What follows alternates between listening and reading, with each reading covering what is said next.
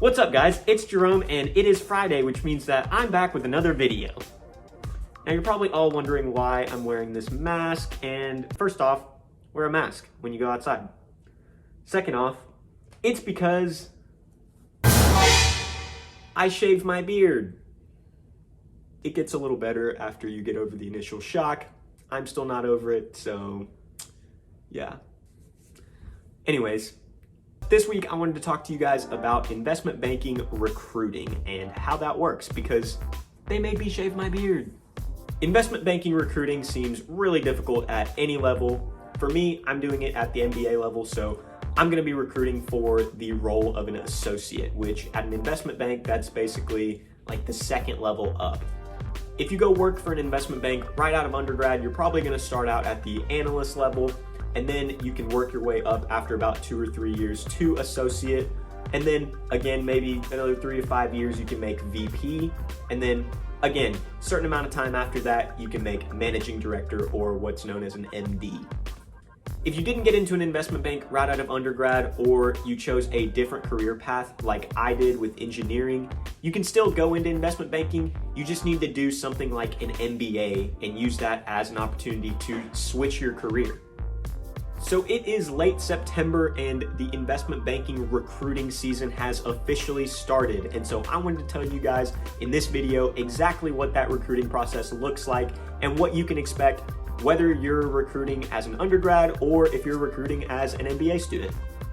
So the first thing you'll need to know is that it is a really big time commitment.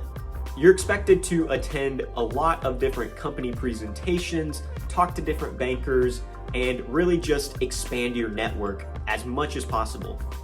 And this is something you'll hear a lot in business school. You always hear about expanding your network or reaching out to a friend of a friend who works at company XYZ because they might be able to give you an opportunity that you wouldn't have known about otherwise. And it is really important, but especially for investment banking, they take it to the extreme. So be prepared for that.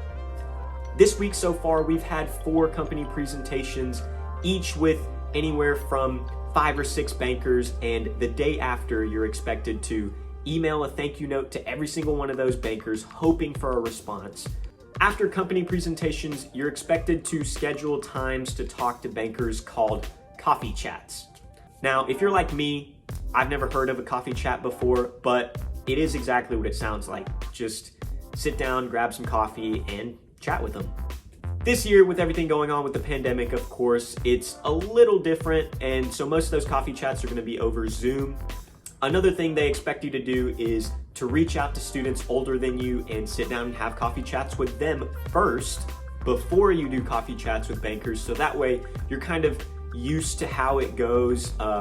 As the one being recruited, you're expected to kind of drive that conversation. So really be prepared with your questions, what you want to know about the industry, and be prepared to just have a conversation with them. You don't have to stick to just talking about investment banking. They really just want to know who you are and what you're going to do and if they can work with you at their bank. These coffee chats might seem to get a little repetitive, and there might seem to be just not enough time in the day to do all of them that you're expected to, but really put a lot of emphasis on this because that's how people are going to be able to differentiate you from just another name on a resume. Take this situation, for example.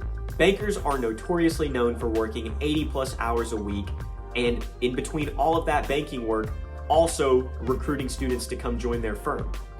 So when it's midnight or 1 a.m. and you're looking through a stack of 100 resumes, everyone starts looking like the exact same person. And what's gonna make you stand out is if there's flipping through that stack of resumes and they recognize your name and they remember, oh yeah, a month ago, I talked to that kid at the Starbucks down the street and we had a conversation about soccer. Or I talked to her over Zoom last week and I remember that we had a conversation about our favorite bands. That's what's gonna make you stand out, and that's what they'll remember, and they'll put you in the interview pile. So then that way, eventually, you get that interview. Which brings us to the next part of the recruiting process, the interviews. So assuming that you go to all of your company presentations and you do all of the work you need to network and sit down and have coffee chats with all the bankers, hopefully you'll have 5, 6, maybe 10 interviews lined up later in the fall. These will probably start sometime in November, maybe December, but especially if you're interviewing for internships, it's probably gonna be more like in January, February.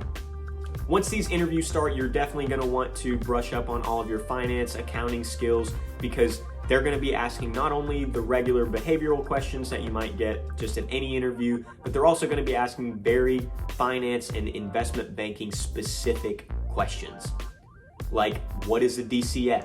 What is an LBO? So make sure you study up on that stuff. I think there are a lot of courses out there that you could take to brush up on that stuff, or maybe you're already in an undergrad or MBA program that is teaching you that stuff. And hopefully that'll be all of the interview prep that you need. Assuming that you do well at your first round interviews, hopefully out of those 6 or 7 or 10, maybe you get 3 or 4 second round interviews. Typically these are gonna be conducted either on campus or at whatever company that you're interviewing at their headquarters. So for investment banking, obviously the big cities are gonna be New York, Chicago, San Francisco, places like that. And now, just to be completely honest with you, these second round interviews are going to be more difficult than the first round interviews. That's just what's gonna happen. But if you can get through the second round interviews, remember, you don't have to get an offer from every single bank that you have an interview with. You just need one. And of course, I will continue to give you guys updates as I get further through the process myself to give you my personal experiences. Like I said, we just started recruiting week this week. I've attended several company presentations and am now just getting started with the coffee chats. So I'm sure that I will give you guys way more to talk about in the future. But that's all for this week, guys.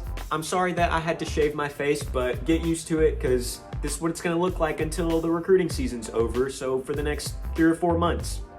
Thanks for watching the video. If you liked it, give it a thumbs up down below, subscribe to the channel, put some comments down below. If you've got some questions, ask me. I will definitely try to answer them, and if I don't know, I will find the answer for you somehow. Share the video with your friends, and peace. We'll catch you next time.